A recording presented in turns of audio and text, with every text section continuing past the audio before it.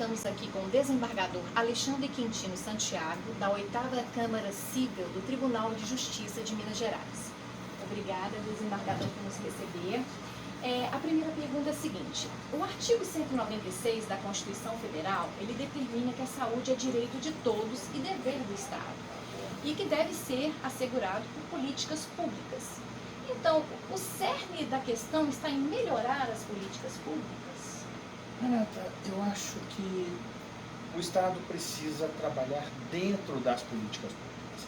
Ele tem algumas políticas públicas de distribuição de medicamentos, políticas públicas de alguns tratamentos, né? Então, o cerne é realmente a gente evoluir, eu não vou dizer melhorar, mas evoluir nas políticas públicas de saúde. E pode-se dizer que a judicialização da saúde tira o poder público da inércia? O judiciário está guiando a política de saúde pública? Não, o judiciário não está guiando a política de saúde pública. O judiciário está dando resposta ao cidadão que busca um socorro que não está encontrando dentro da política pública de saúde.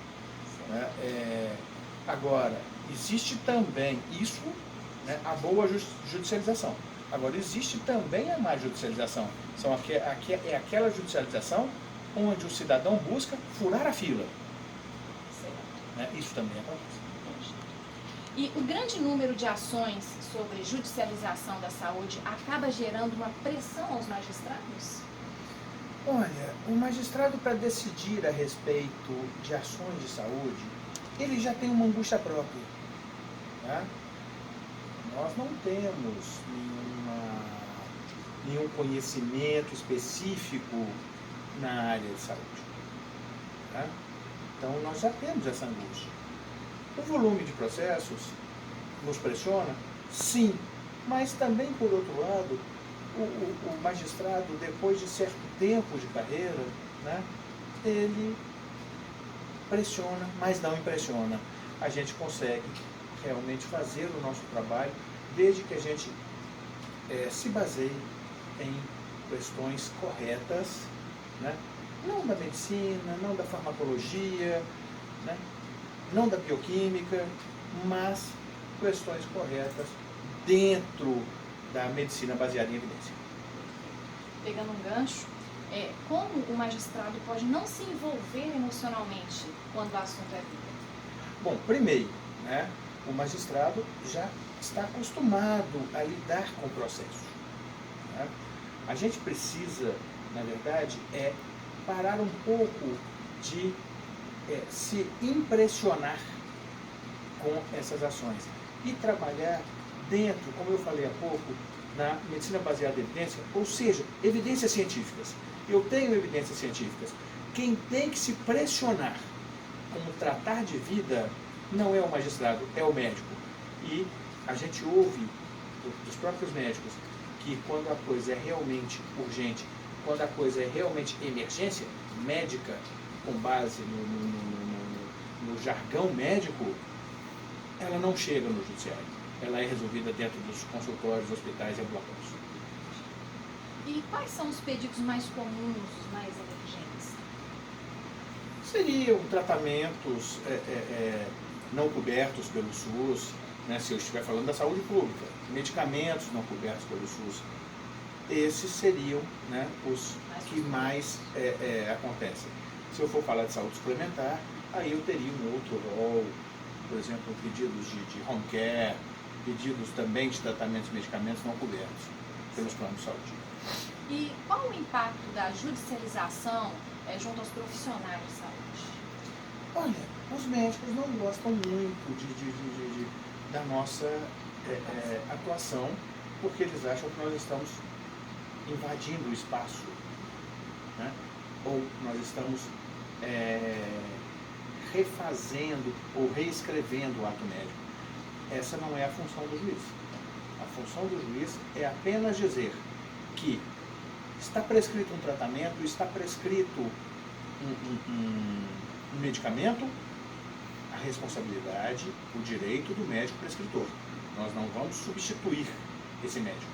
Nós vamos apenas dizer o Estado deve ou o Estado não deve pagar, o plano de saúde, ou a operadora de plano de saúde deve ou não deve pagar, com base em evidências científicas.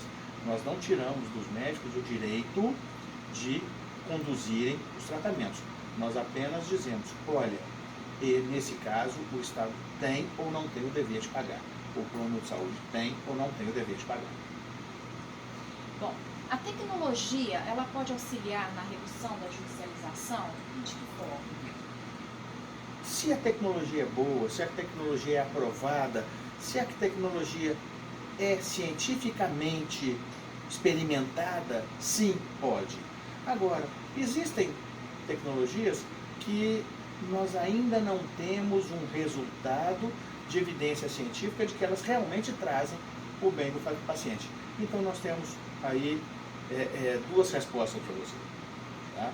Nós temos a resposta que aquelas tecnologias boas, que aquelas tecnologias já aprovadas, já testadas, que já passaram por todos aqueles testes, né, que conduzem e geram a certeza de uma evidência científica, ok, essas são perfeitas. Agora, existem novas tecnologias que ainda estão em fase experimental e nós não sabemos se ela realmente vai valer, né, e vai ajudar a pessoa que está pedindo o tratamento com aquela tecnologia. Bom, as decisões favoráveis ao direito à saúde são efetivamente executadas pelo Estado? Olha, na grande maioria o Estado cumpre as decisões, sim. Né? O Estado só não cumpre quando ele não vê condições ou ele não tem certas condições de cumprir. Né? Normalmente, os secretários de saúde, os médicos, os hospitais, os planos de saúde, eles não fazem política com a vida dos cidadãos. Então, em via de regra, né, a defesa do Estado em si da defesa, ele se baseia nos conflitos individuais em detrimento coletivo, né, também na questão de ofender a lei de responsabilidade fiscal, até de se envolver em crime de descaminho, em alguns casos, né? Como esses fatores influenciam na hora de uma decisão? A gente tem a noção de que o Estado é sempre derrotado? Não, ele não é sempre derrotado. É aquilo que eu falei há pouco.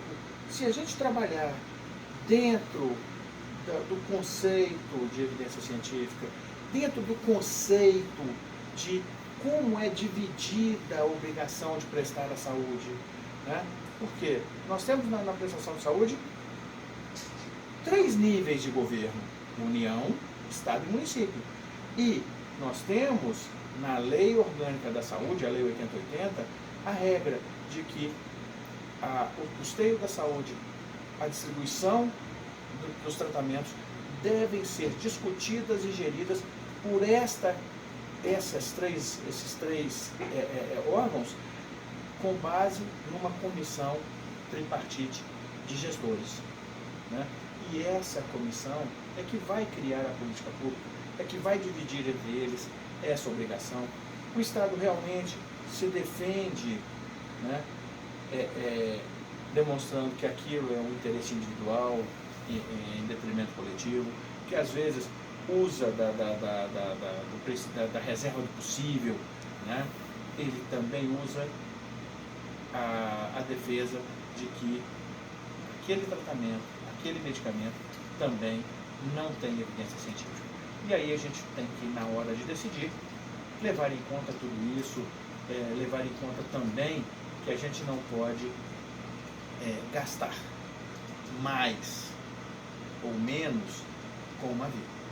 A gente precisa saber se aquele tratamento, se aquele medicamento é eficaz, é eficiente, tem acurácia, eficácia e segurança para aquela pessoa que está usando. Última pergunta.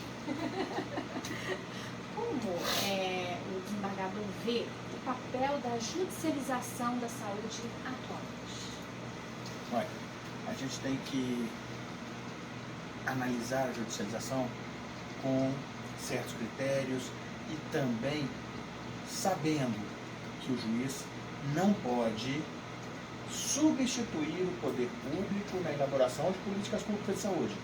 que o juiz não pode substituir o gestor público na elaboração do orçamento.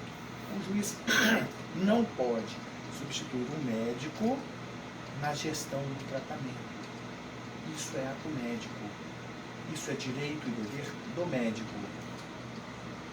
Então, o juiz deve apenas e tão somente verificar se a lei determina, se a lei não determina, se as consequências daqueles tratamentos são boas ou não são boas, de acordo com aquilo que é cientificamente comprovado, para fazer a sua decisão. Porque senão nós vamos substituir o poder público, nós vamos gastar mais do que devemos e vamos até, daqui a pouco, estar prescrevendo tratamento e medicamento, e não foi para isso que nós fomos. Muito obrigada em nome da turma do terceiro período lá da PUC São Gabriel, né? Em nome do professor José Adércio e da nossa coordenadora Maria Emília. Nossos agradecimentos. Eu quem agradeço, né? E me ponho à disposição da PUC São Gabriel, da minha querida amiga Maria Emília, né? Do professor José Adércio e da turma do terceiro período.